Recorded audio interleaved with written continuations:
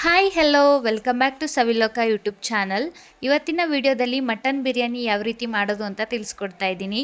ಮೊದಲಿಗೆ ನಾನು ಒಂದು ಕುಕ್ಕರ್ನ ತೊಗೊಂಡು ಸ್ವಲ್ಪ ಎಣ್ಣೆನ ಹಾಕಿ ಒಂದು ಚಿಕ್ಕ ಈರುಳ್ಳಿನ ಕಟ್ ಮಾಡಿಬಿಟ್ಟು ಹಾಕಿ ಚೆನ್ನಾಗಿ ಫ್ರೈ ಆದ ನಂತರ ನಾನಿಲ್ಲಿ ಮಟನ್ನ ನೀಟಾಗಿ ತೊಳೆದ್ಬಿಟ್ಟು ಎಲ್ಲನ ಹಾಕ್ತಾ ಇದ್ದೀನಿ.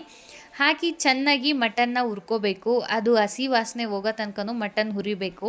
ಅದಾದ ನಂತರ ಸ್ವಲ್ಪ ಉಪ್ಪನ್ನ ಹಾಕಿ ಹಾಗೆ ಅರಿಶಿಣದ ಪುಡಿನೂ ಹಾಕಿ ಚೆನ್ನಾಗಿ ಫ್ರೈ ಮಾಡಬೇಕು. ಅದರಲ್ಲಿರೋ ನೀರಿನ ಅಂಶ ಎಲ್ಲ ಬಿಡಬೇಕು. ಈ ರೀತಿ ಚೆನ್ನಾಗಿ ಫ್ರೈ ಆದ ನಂತರ ನಾನಿಲ್ಲಿ 1-2 ಕಪ್ ಆಗೋಷ್ಟು ನೀರನ್ನ ಹಾಕಿ ಮಟನ್ನ ಫಸ್ಟು ಬೇಯಿಸ್ಕೊತಿದ್ದೀನಿ. ಮಟನ್ನ ಒಂದು 4-5 ವಿಷಿಲ್ ಬರೋ ತನಕ ಚೆನ್ನಾಗಿ ಬೇಯಿಸ್ಕೊಬೇಕು. ನಾನಿಲ್ಲಿ ಖಾರಕ್ಕೆ ಒಂದು 4-5 ಟೇಬಲ್ ಸ್ಪೂನ್ ಆಗೋಷ್ಟು ತೆಂಗಿನಕಾಯಿನ ತೊಗೊಂಡಿದ್ದೀನಿ. ಹಾಗೆ ಇಲ್ಲಿ ಒಂದು ಚಿಕ್ಕ ಈರುಳ್ಳಿನ ಚೆನ್ನಾಗಿ ಹಚ್ಕೊಂಡು ತೊಗೊಂಡಿದ್ದೀನಿ. ಮತ್ತು ಇಲ್ಲಿ ಒಂದು 2 ಚಕ್ಕೆ ಹಾಗೆ ಒಂದು 2-3 ಲವಂಗನ ತೊಗೊಂಡಿದ್ದೀನಿ. ಅದಾದ ನಂತರ ನಮ್ಮನೇಲಿ ಸ್ಪೈಸಿ ಜಾಸ್ತಿ ಇಷ್ಟಪಡ್ತಾರೆ, ಹಾಗಾಗಿ ಸ್ವಲ್ಪ ಮೆಣಸಿನ್ಕಾಯಿನ ನಾನು ಜಾಸ್ತಿ ತೊಗೊಂಡಿದ್ದೀನಿ. ಪುದೀನ ಮತ್ತು ಕೊತ್ತಂಬರಿ ಎರಡನ್ನೂ ಅಷ್ಟೇ ನೀಟಾಗಿ ತೊಳ್ಕೊಂಬಿಟ್ಟು ನಾನು ಖಾರಕ್ಕೆ ಇವಾಗಲೇ ಹಾಕ್ತಾಯಿದ್ದೀನಿ. ಹಾಗೆ ನಾನು ಸಪ್ರೇಟಾಗಿ ಶುಂಠಿ ಬೆಳ್ಳುಳ್ಳಿ ಪೇಸ್ಟನ್ನು ಸಹ ಸಪ್ರೇಟಾಗಿ ಮಾಡಿ ಇಟ್ಕೊಂಡಿದ್ದೀನಿ. ಇವಾಗ ನಾನಿಲ್ಲಿ ಖಾರಕ್ಕೆ ಶುಂಠಿ ಬೆಳ್ಳುಳ್ಳಿ ಪೇಸ್ಟು ಖಾರ ರೆಡಿ ಮಾಡಿ ಇಟ್ಕೊಂಡಿದ್ದೀನಿ. ಒಗ್ಗರಣೆಗೆ ನಾನಿಲ್ಲಿ ಸ್ವಲ್ಪ ಸೋಂಪು ಹಾಗೆ ಮರಾಠಿ ಮೊಗ್ಗು ಪಲಾವ್ ಐಟಮು ಎಲ್ಲ ತೊಗೊಂಡಿದ್ದೀನಿ. ಹಾಗೆ ಸ್ವಲ್ಪ ಕರಿಮೇಥಿ ಸೊಪ್ಪು ತೊಗೊಂಡಿದ್ದೀನಿ.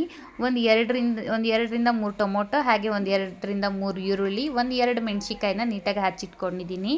ನಾನು ಆವಾಗಲೇ ಮಟನ್ ಬೇಯಿಸ್ಕೊಂಡಿರೋ ಕುಕ್ಕರಲ್ಲೇ ಮಾಡ್ತಾಯಿದ್ದೀನಿ.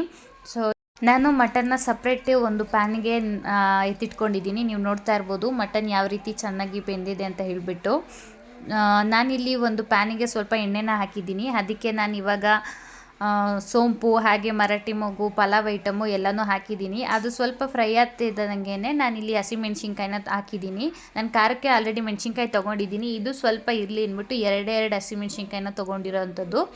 ಹಾಗೆ ನಾನಿಲ್ಲಿ ಒಂದು 2-3 ಚಿಕ್ಕದಾಗಿ ಈರುಳ್ಳಿನ ಹಚ್ಚಿಬಿಟ್ಟು ಹಾಕ್ತಾಯಿದ್ದೀನಿ. ಈರುಳ್ಳಿ ಚೆನ್ನಾಗಿ ಫ್ರೈ ಆಗ್ತಿರಬೇಕು. ಈರುಳ್ಳಿ ಬೇಗ ಫ್ರೈ ಆಗಬೇಕು ಅಂತಂದರೆ ನಾವು ಸ್ವಲ್ಪ ಉಪ್ಪನ್ನ ಹಾಕಿದ್ರೆ ಬೇಗ ಫ್ರೈ ಆಗುತ್ತೆ.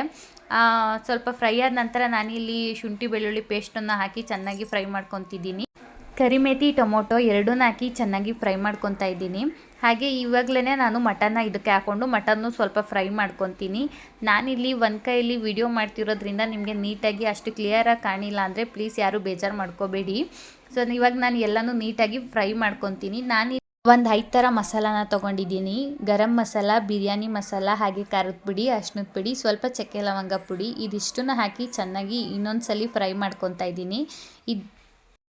ಆವಾಗಲೇ ರುಬ್ಬಿಟ್ಟಂತಹ ಮಸಾಲನೂ ಅಷ್ಟೇ ಇವಾಗಲೇ ಆ್ಯಡ್ ಮಾಡಿಕೊಂಡು ಇದನ್ನು ಅಷ್ಟೇ ಒಂದು 2-3 ನಿಮಿಷ ಆಗೋಷ್ಟು ಚೆನ್ನಾಗಿ ಫ್ರೈ ಮಾಡ್ಕೊತಿದ್ದೀನಿ. ನಾನಿಲ್ಲಿ ಈ ಗ್ಲಾಸಲ್ಲಿ 2 ಗ್ಲಾಸ್ ಆಗೋಷ್ಟು ಅಕ್ಕಿನ ತೊಗೊಂಡಿದ್ದೀನಿ. ಹಾಗೆ ಆವಾಗಲೇ ಮಟನ್ ಬೇಯಿಸೋಕ್ಕೆ ನೀರು ಹಾಕಿದ್ನಲ್ಲ, ಸೊ ಅದರಲ್ಲಿ 4 ಗ್ಲಾಸು ನೀರನ್ನ ಹಾಕ್ತಾಯಿದ್ದೀನಿ. ನೀವು ನೋಡ್ತಾ ಇರ್ಬೋದು ನಾನಿಲ್ಲಿ ಕುಕ್ಕರಲ್ಲಿ ಮಾಡ್ತೀನಿ, ಆದರೆ ನಾನು ಲಿಡ್ನ ಕ್ಲೋಸ್ ಮಾಡಲ್ಲ. ನಾರ್ಮಲ್ ಪಾತ್ರೆಯಲ್ಲಿ ಮಾಡೋ ಥರನೇ ಮಾಡ್ತಾಯಿದ್ದೀನಿ. ಅಕ್ಕಿ ಕರೆಕ್ಟಾಗಿ ನೀರಿತ್ತು ಅಂದರೆ ತುಂಬ ಚೆನ್ನಾಗಿ ಬಿರಿಯಾನಿ ಆಗುತ್ತೆ. ಸ್ವಲ್ಪ ನೀರು ಜಾಸ್ತಿ ಆದರೆ ಮುದ್ದೆ ಆಗೋದು, ಸ್ವಲ್ಪ ನೀರು ಕಡಿಮೆ ಆದರೆ ಚೆನ್ನಾಗಿ ಅಳ್ಳಲ್ಲ, ಈ ರೀತಿ ಏನಾಗಲ್ಲ. 1 ಗ್ಲಾಸ್ ಅಕ್ಕಿಗೆ 2 ಗ್ಲಾಸ್ ನೀರನ್ನ ತೊಗೊಂಡ್ರೆ ಕರೆಕ್ಟಾಗಿ ಬರುತ್ತೆ ಬಿರಿಯಾನಿ. ನೀರೆಲ್ಲ ಚೆನ್ನಾಗಿ ಕುದಿ ಬರೋ ಹೊತ್ತಿಗೆ ನಾನಿಲ್ಲಿ ಊಟಕ್ಕೆ ನೆಂಚ್ಕೊಳ್ಳೋಕ್ಕೆ ನಾನಿಲ್ಲಿ ಈರುಳ್ಳಿ ಮತ್ತು ನಿಂಬೆಹಣ್ಣನ್ನು ಎಲ್ಲ ಕಟ್ ಮಾಡಿ ಇಟ್ಕೊತಾ ಇದ್ದೀನಿ. ಸೊ ಇದು ಕಟ್ ಮಾಡಿ ಇಟ್ಕೊಳ್ಳೋ ಹೊತ್ತಿಗೆ ಕುದಿ ಬಂತು. ಇವಾಗ ನಾನಿಲ್ಲಿ ಅಕ್ಕಿನ ಹಾಕ್ತಾಯಿದ್ದೀನಿ. ನೀವು ನೋಡ್ತಾ ಇರ್ಬೋದು ಎಷ್ಟು ಚೆನ್ನಾಗಿ ಕುದಿ ಬರ್ತಾಯಿದೆ. ಹಾಗೆ ಮಟನ್ ಎಲ್ಲ ನಾವು ಮುಂಚೆನೇ ಬೇಯಿಸಿದ್ವಲ್ಲ, ಹಾಗಾಗಿ ಇನ್ನೂ ಜಾಸ್ತಿ ಬೇಯಿಸ್ಕೊಳ್ಳೋ ಅವಶ್ಯಕತೆ ಇರಲ್ಲ. ನಾನಿಲ್ಲಿ ಅಕ್ಕಿನ ನೀಟಾಗಿ ತೊಳೆದ್ಬಿಟ್ಟು ಅದರೊಳಗೆ ಹಾಕ್ತಾಯಿದ್ದೀನಿ. ಅಕ್ಕಿ ಹಾಕಿದ ನಂತರ ಆವಾಗವಾಗ ಕೈ ಈ ರೀತಿ ಆಡಿಸ್ಕೊತಾ ಇರಬೇಕು, ಇಲ್ಲಾಂದರೆ ಬಿರಿಯಾನಿ ತಳ ಅಂಟಿಬಿಡುತ್ತೆ. ಇವಾಗ ನೀರೆಲ್ಲ ಎಷ್ಟು ಚೆನ್ನಾಗಿ ಹಿಂಬ್ರುಕೊಂಡಿದೆ ನೀವು ನೋಡ್ತಾ ಇರ್ಬೋದು. ನಾನಿಲ್ಲಿ ಒಂದು ಪ್ಲೇಟ್ ಇಟ್ಬಿಟ್ಟು ಮೇಲೆ ಒಂದು ಸ್ವಲ್ಪ ನೀರು ಇಡ್ತಾ ಇದ್ದೀನಿ ತಪ್ಪಲೆಯಲ್ಲಿ.